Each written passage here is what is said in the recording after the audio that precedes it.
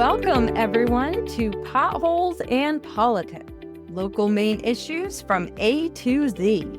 I'm your co-host, Rebecca Lambert, and with me, as always, is my amazing colleague, Amanda Campbell. Good morning, everybody. Thanks, listeners, for joining us. Yes, thank you. In the last episode, we had a great conversation with Representative Liz Caruso from Caratunk and Representative Mike Ray from Lincolnville, and they shared their insights about serving at the local level compared to their first session as state legislators.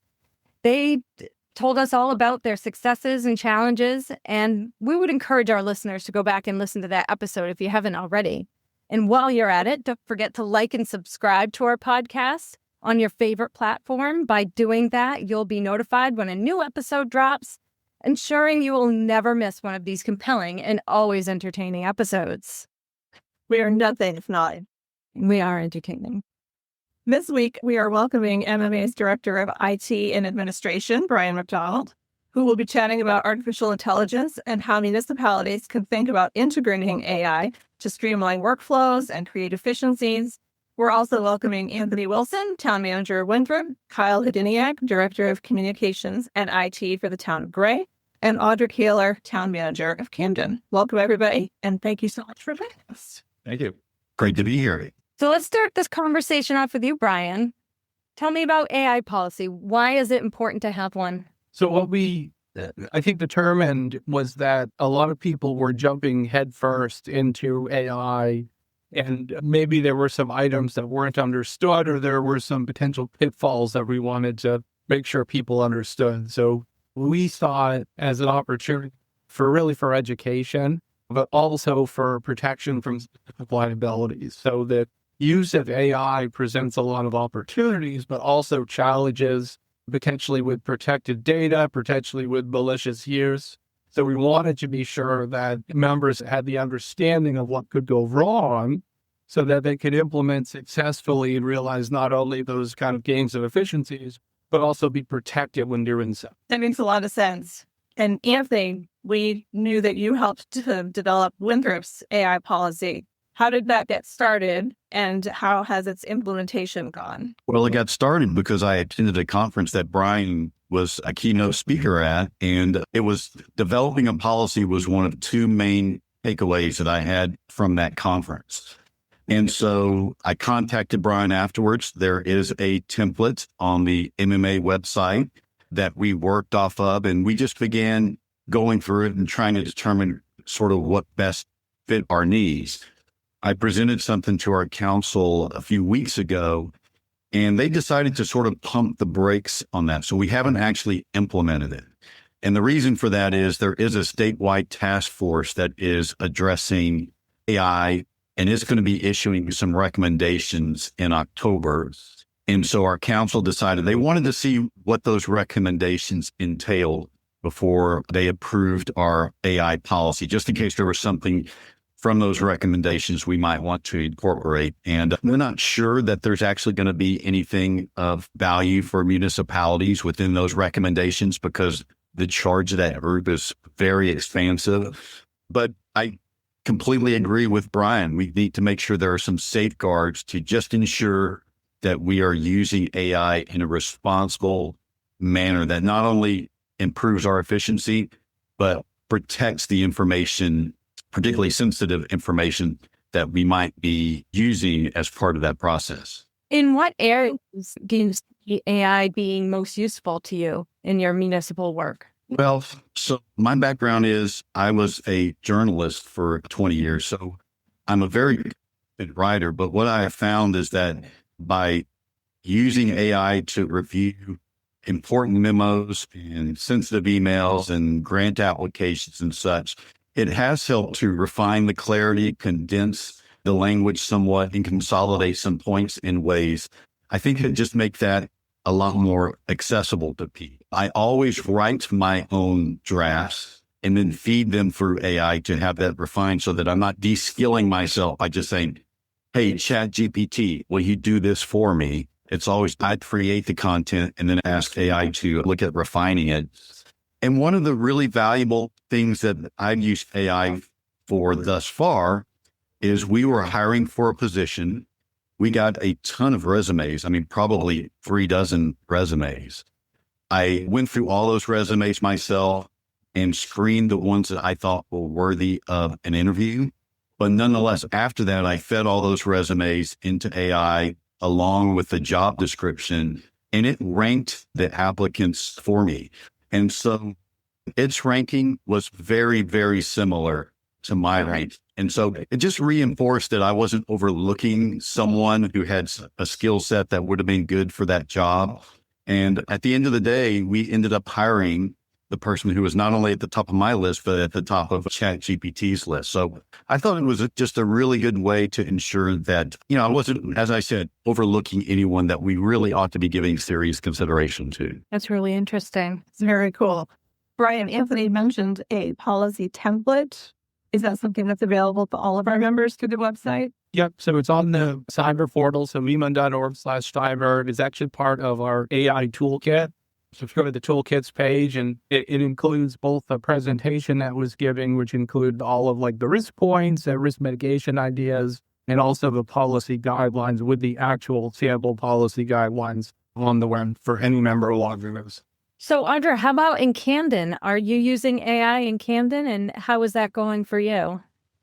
Yeah, there are just so many different use cases, especially across an organization like a local government where our business centers are so diverse.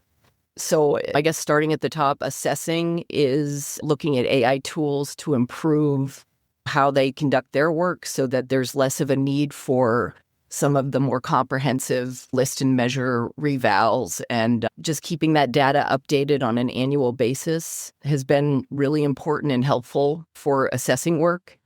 Our Public Works Department uses a street scan system, which incorporates AI and making analysis about condition of the surface of the streets, as well as integrating things like the life of the subsurface infrastructure so we can make more informed decisions about big capital investments in repairing the entire roadway, all the way from subsurface up to resurfacing. I use it all the time for a number of different applications. So Anthony was talking about it's great for HR purposes. It can be very helpful with grant applications. I think all of us are in a position where we get these large technical reports from consultants, and trying to distill that information in a more digestible manner for elected officials or for members of the public. I've found AI to be very helpful in condensing it into like a succinct memo that, of course, people have access to the full report, but having that really more short, condensed version is helpful to get people across what they need to make decisions about or what they need to talk about. And, it's finance. I see a lot of potential there as well in analyzing data over a number of years to look at trends. So really the use cases there's no limit to what it can do. It's really the limit of what we can imagine it doing. And I found it was really helpful. I just got back from the 3-week Harvard Kennedy School State and Local Government Executive Education course, and there was a big focus on AI. And at the Harvard Kennedy School, they're very concerned that the public sector is going to be left behind. And that's a concern that I have, particularly in local government, because one of the assertions that they're making, and I completely agree with it, it's going to be like somebody who can do a good Google search 15 years ago, 20 years ago. So it's going to be that ubiquitous that everybody's going to have to be comfortable with these tools and proficient with them. And so I think that practicing with it and getting better at using it and getting more creative about how you can use it, especially people like us who are further along in their careers, so we have the ability to verify that what it's producing is accurate or inaccurate, is going to be really important for everybody in our industry. Absolutely. Someone just told me recently that AI won't take your job, but someone who knows how to use AI will take your job. I think that's true. Like any technology that comes out, it's going to be really important supplement to how we do our jobs. Exactly. So Kyle, as a fellow IT director, how have you been supporting municipal officials in Gray with the implementation of AI? Yeah, so I'm also of the concern that municipalities may get left behind when it comes to the AI revolution. And so what I'm trying really hard to do is make sure employees are at least aware of what generative AI can do for them. And, you can't really force them to adopt a new technology because that's like the way to get them not to want to use it. Right. So one of my jobs that I'm tackling every day is selling employees on this new technology. And luckily in Gray, I'm very happy with our workforce. It's generally tech forward. Our town manager is tech forward. He supports a lot of these tech focused initiatives that I bring to him and to other members of staff. So getting AI in the conversation here in Gray was not hard. And some employees are really excited about AI like that. So mainly how we have adopted generative AI tools is through the Microsoft 365 suite. Town of Gray is firmly a Microsoft shop, as are, I'm sure, most municipalities. And if you live in that environment, Microsoft Copilot is like the generative AI tool to use because it can be built into those 365 applications. This is really important because then employees who use those applications every day already have a familiar interface with which to use generative AI. And we've been using Copilot specifically in a variety of ways. And I'll mention first the main way that I love using the generative AI capabilities of Copilot, and that's in Microsoft Teams. So here in Gray, we use Teams for all of our internal and external meetings. We don't use Zoom because we already pay for Teams. So, why pay for both? And Copilot being built into Teams is supremely useful. It will provide you AI summaries of meetings, including like town council meetings, which could be 2 or 3 hours long. And to have an AI generated recap of that meeting available within minutes after it ends it has allowed me to create public facing recap articles that I publish on our website. And of course, that's not to say that I trust Copilot's output at face value.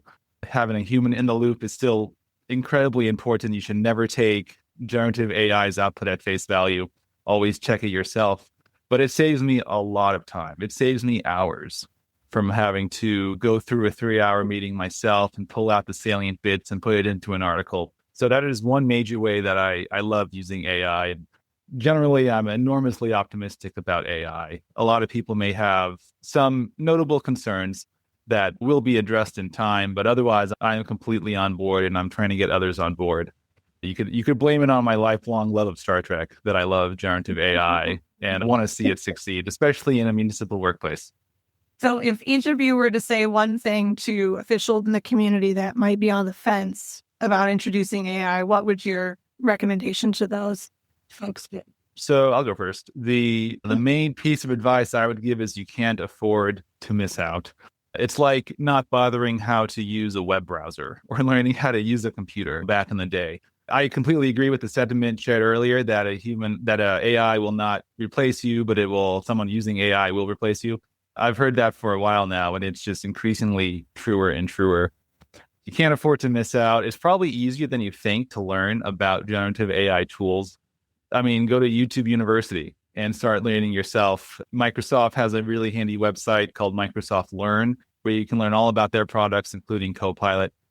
But ultimately, you can just ask a generative AI tool like ChatGPT or Gemini or Copilot yourself. Just ask it, how can you help me? I'm a municipal official in this town. Here's what my work entails. How can you help me?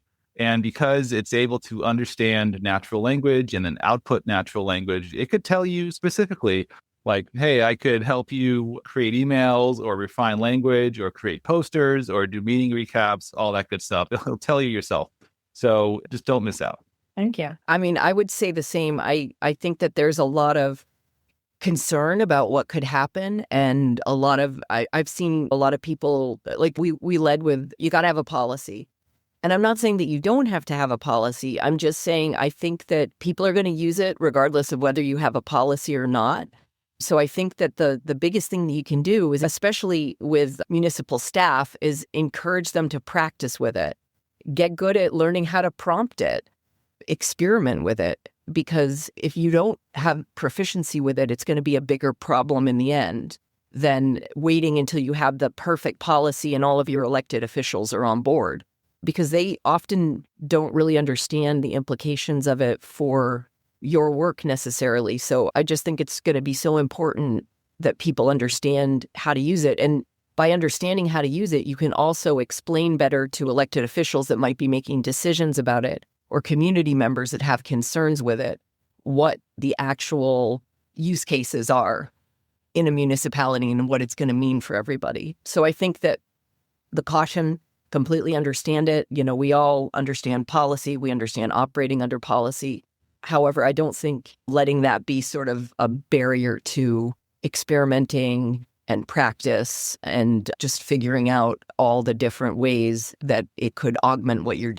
Yeah, Kyle sort of stole my thunder because at the conference where I mentioned that I first heard Brian speak about AI policies, there was a fella who served on a very small town select board there who said that there were people in his community who were saying that their town is just too small to be using AI.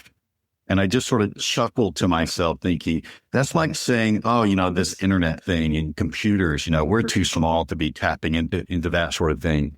It is coming. In fact, it's already here. And so it is very important to get on board. And to Audra's point earlier, I read this really interesting article in the New York Times over the weekend where CEOs are pushing AI, but they don't really understand it or using it themselves. And so now there's this push to ensure that leaders are not just doing as I say, but doing as I do and sort of leading by example.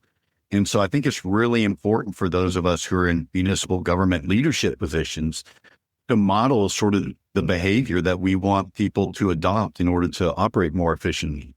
And I have not once sat down with one of my colleagues and showed them how I was using ChatGPT, that they weren't just like amazed and excited about improving an email or a background memo. And it literally takes like 4 seconds for ChatGPT to spit out a better version of what you've created.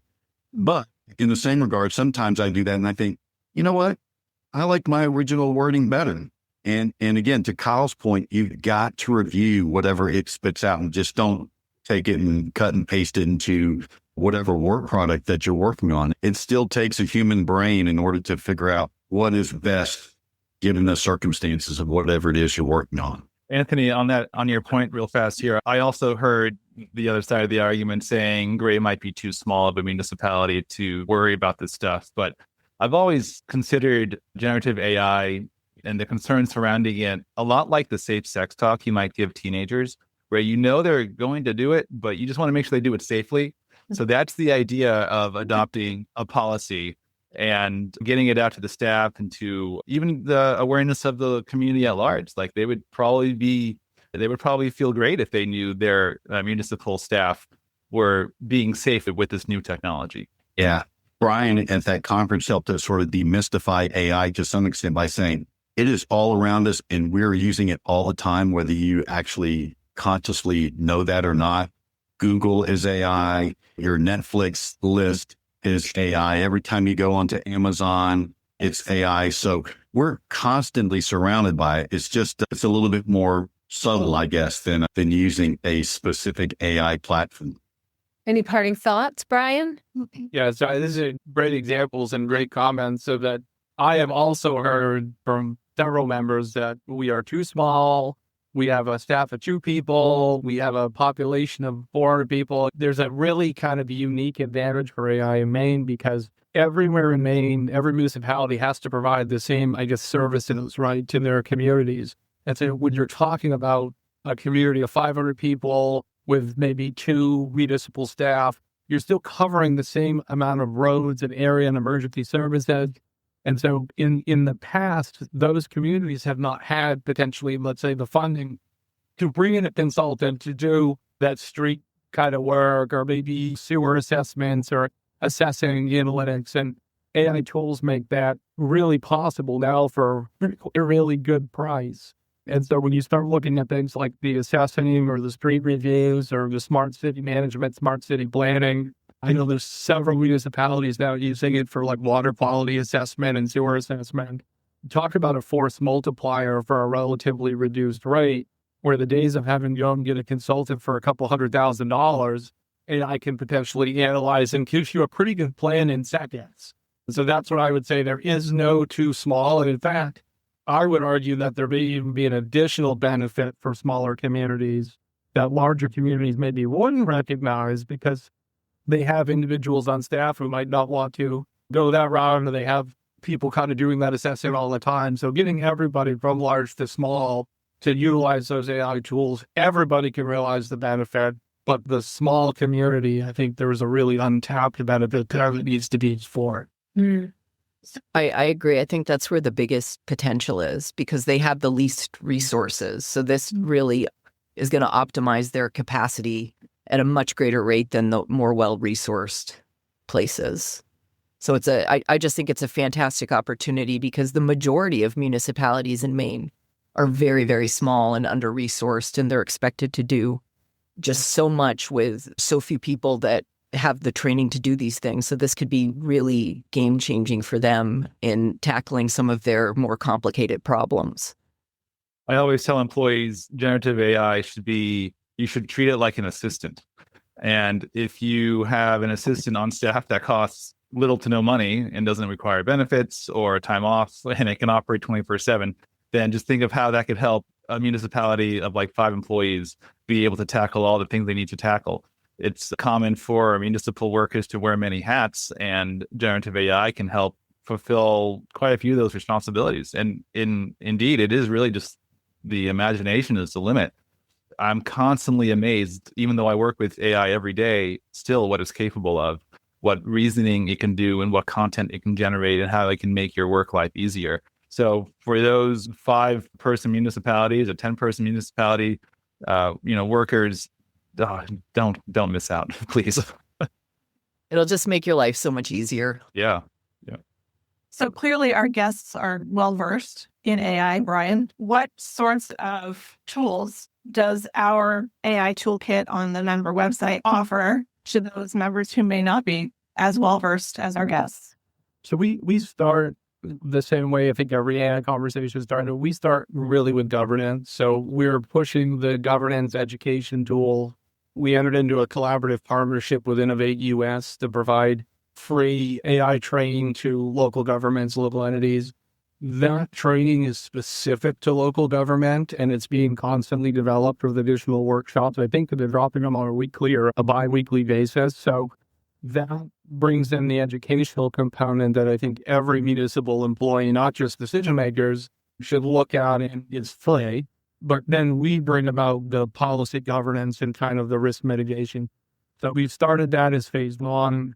Phase 2 is definitely to get into more of the use cases and what municipalities are using. We've talked about going out in the communities, and certainly the panel we've kind of put together here is a really good representative panel of what is possible. So I think that we're looking more to get into some more of that collaboration to expose more of those use cases to other municipalities and have that kind of municipal to municipal relationship foster that piece. So we'll steer heavily in MMA on the governance and education and work with some of our members to spread the phase 2 use cases specifically out. Great discussion. Yes, this has been a very interesting discussion. Thank you all for joining us today. Of course, my pleasure. Yeah, thank you. For our listeners, we're going to drop the links to a couple of these resources that we've talked about in our show notes, so make sure that you check that out. I can offer a testimony about that Innovate US program because I did the generative AI one, and it is fantastic. It's really accessible, really educational, and it doesn't take too long to go through it, and you'll learn a lot. So I highly recommend. Fantastic. And it's free. And it's free. You can't beat free. And what I'll say too on that is stay tuned because they recently have just dropped a couple of additional trainings, one specifically with AI and police use cases. And I know that there are some really targeted areas that are starting to become emergent, use with police, use with assessing. And so I don't think we can neglect the education there as well. So even if you have somebody who traditionally isn't using technology or is maybe in law enforcement or a first responder, like there are like tools and components that this may also expose them to that would be useful to look at. So the Innovate training isn't just a one and done. It's something that municipal leaders should really be reviewing and determining who on their staff may benefit from specific workshops and trainings. And I would check back every week. It doesn't look like it's going to slow down, but just look for areas that traditionally might have been left out of the conversation there may be some really good ways to maximize in areas that you wouldn't have traditionally thought AI could help with. There we are then. There we are then. That wraps up another episode of Potholes in Politics. Thank you guys so much for joining us and for sharing your AI expertise. We appreciate you. Thank you. Thank you.